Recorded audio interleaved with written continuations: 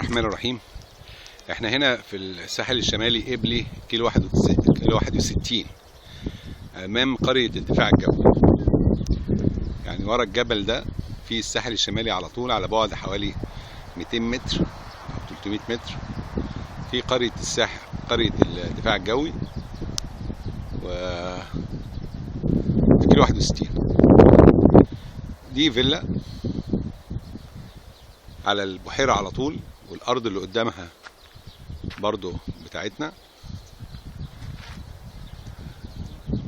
بنخش الفيلا نلاقي جنينة صغنونة كده اهوت، شيك قوي،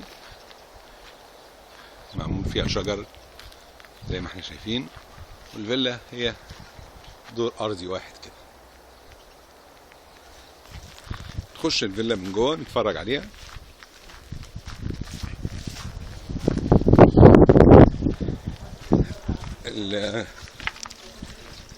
هنا في موتور ميه،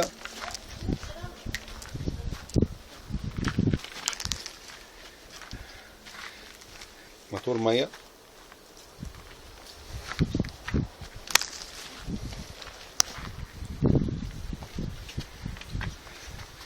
نخش الفيلا نشوف اول اوضه.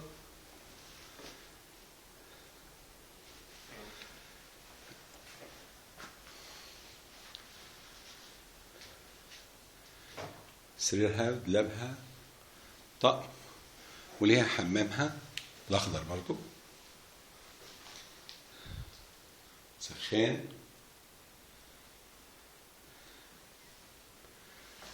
وبانيو صغير. ودي الأوضة. الشقة فيها 3 أوض في الفيلا. دي الأوضة التانية.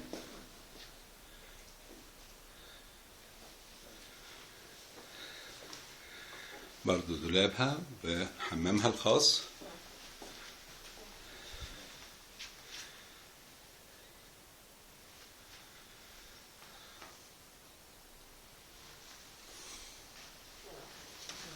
بعد كده في الأوضة الثالثة البلو، دي من غير حمام.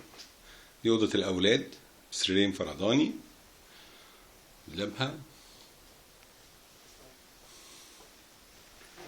وبس. وبعد كده في حمام الكبير بتاع الأوضة الثالثة والضيوف في نفس الوقت، حمام ببانيو كبير برضو بسخانها كل حاجة. ودي الليفينج،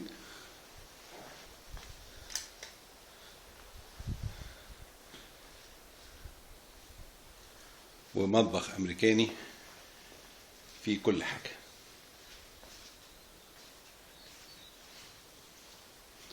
مؤسس تماما وكل اللي فيه. الفيلا محندقة وصغننة بس فيها كل حاجة.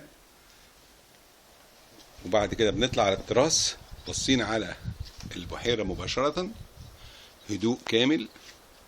الشجر ده ممكن لما يتقلم بعد كده هيبقى باين شكل احلى شوية.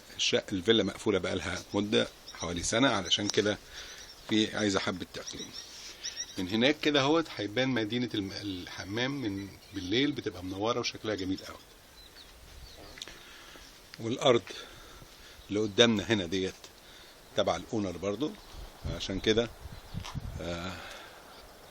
مفيش حد ممكن يجي يسكن قدامنا. وفي شارع يفصلنا ما بيننا وبين الحتة اللي هناك ديت لغاية الجزيرة اللي هناك ديت. الارض دي تبع الاونر. الفيلا فيها مية، حمام، فيها مية سخنة، فيها كل حاجة. معروضة للبيع أو للإيجار في كيلو 61 قبلي في الساحل الشمالي. عينك لإدارة الأملاك، حسين أبو شنب.